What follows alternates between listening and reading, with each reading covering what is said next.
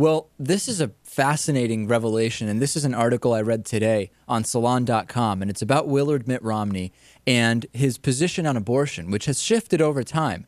And I have a clip from a 1994 Senate debate that he had with Ted Kennedy. And Mitt Romney revealed something that was not really investigated more by the media, which is that Mitt Romney had, well, number one, that at the time Mitt Romney was in favor of safe and legal abortions, and that in part it was the result of a close relative, as he described her, who actually died in a botched illegal abortion. And we have the clip, Lewis, from that debate in 1994. Let's look at that first, and then I'll give you some more information on this. If abortion is morally wrong, aren't you responsible for discouraging it? One of the great things about our nation, Sally, is that we're each entitled to have strong personal beliefs, and we encourage other people to do the same. But as a nation, we recognize the right of all people to believe as they want and not to impose our beliefs on other people. I believe that abortion should be safe and legal in this country. I have since the time that my mom took that position when she ran in 1970 as a U.S. Senate candidate. I believe that since Roe v. Wade has been the law for 20 years, that we should sustain and support it. And I sustain and support that law and the right of a woman to make that choice. And my personal beliefs, like the personal beliefs of other people, should not be brought into a political campaign. On the question of the choice issue, I have supported the Roe v. Wade. I am pro-choice. My opponent is multiple choice. Ken, on multiple choice, I've got to... Mr. Romney, you have 15 seconds to rebut. On the idea of multiple choice, I have to respond. I have my own beliefs, and those beliefs are very dear to me. One of them is that I do not impose my beliefs on other people. Many, many years ago, I had a dear, close family relative that was very close to me who passed away from an illegal abortion. It is since that time that my mother and my family have been committed to the belief that we can believe as we want, but we will not force our beliefs on others on that matter. Okay, so that's a big deal. I mean, if you have somebody who dies from a botched illegal abortion, then you certainly are going to be influenced by that. And I completely agree with the way that Mitt Romney claimed to have been influenced, which is that he believes that it should be a legal and safe procedure. What he was talking about dated back before Roe v. Wade, Lewis. So why is this a big deal? Well, Mitt Romney has flip-flopped on this position, and he has become an ardent opponent of legal abortion. And the details of this incident that he referred to that took place with a close family relative were never really reported on. And Salon has learned that this reference was to a Detroit woman named Ann Keenan. She was the sister of Romney's brother-in-law. And she died at age 21 in 1963. This was 10 years before Roe v. Wade.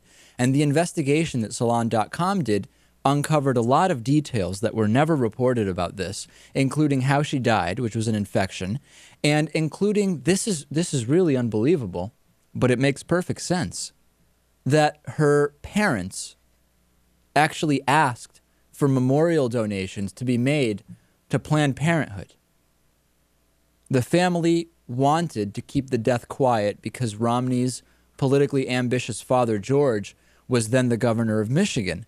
But as we see today, Lewis, access to abortion increasingly restricted and more attempts made to restrict access to legal and safe abortions, and the possibility of a Republican victory in 2012, maybe by Mitt Romney, this is a big deal because the balance on the Supreme Court could be shifted.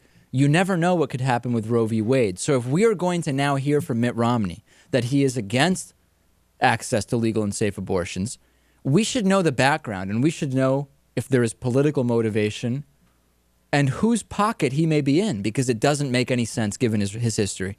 You're saying there's no chance he had a genuine change of heart and is now an opponent of abortion for other reasons. That's the thing. I think that we're not really getting the truth from Mitt Romney. I think Mitt Romney is being coached to just say things he doesn't even agree with, as we're seeing with Romney. Dave, are you saying a high-level politician in our country might be lying? I'm saying he might be just saying. Is that things. what you're implying? I'm implying that's a little far-fetched. I'm implying it. And so here's the situation. This background, which is that Ann Keenan obtained an unsafe abortion, died from it, had an infection. It influenced Mitt Romney. this history is exactly what makes Romney's insistence in the 94 debate, which is correct, that abortion should be safe and legal, so compelling. He even went to a Planned Parenthood fundraiser in 1994, ladies and gentlemen, and his wife, Ann, gave $150 to Planned Parenthood. And yes, he used muted language. He did vow during his successful 2002 campaign for governor here in Massachusetts to uphold the state's abortion laws. 2005, however, Mitt Romney, very different picture, getting ready to seek the 2008 Republican presidential nomination. He completely switches gears. In a Boston Globe op-ed, he says he is changing his position. He is describing himself as pro-life, and he's arguing that states should be able to set their own abortion laws. This is not very different from what has happened with Romney Care. Mitt Romney, while governor of Massachusetts, passed what some would say one of the most effective state-level healthcare reform legislation pieces in the history of the United States. 98.5% or so of Massachusetts residents have health care. And Mitt Romney has had to start distancing himself from that legislation, saying, well, he does agree with much of what's in it, but he thinks that that type of legislation should only be passed by the states. Similar language, only the states that we're hearing with this abortion flip-flop. I think this is a big deal, Lewis. And it really has not been, hopefully, with the Salon piece, it will be more reported on now. Yeah, well, with health care, he did something about it. The abortion thing, clearly he was just doing whatever he needed to do politically to win. Well, and he's going very... Running for governor of Massachusetts, your stance on abortion would be greatly different from running for the Republican candidate for president. So the point, ladies and gentlemen, is we cannot possibly know what Mitt Romney's real positions are on many issues.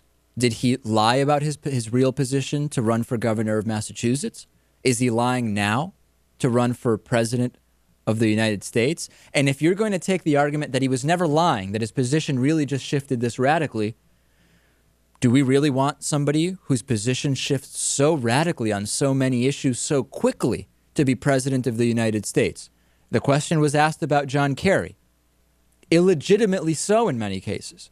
It has to be okay to ask the question about Mitt Romney, who has gone even further, recently saying he would cut funding to Planned Parenthood, and he opposes Roe. Abortion should be limited to only instances of rape, incest, or to save the life of the mother. An extreme right position, Lewis. We cannot possibly know what Mitt Romney's true position is. I hope these questions are asked during a debate, and I hope we can get a real answer. I hope, well, please. You know there's no real answers in presidential politics. Right.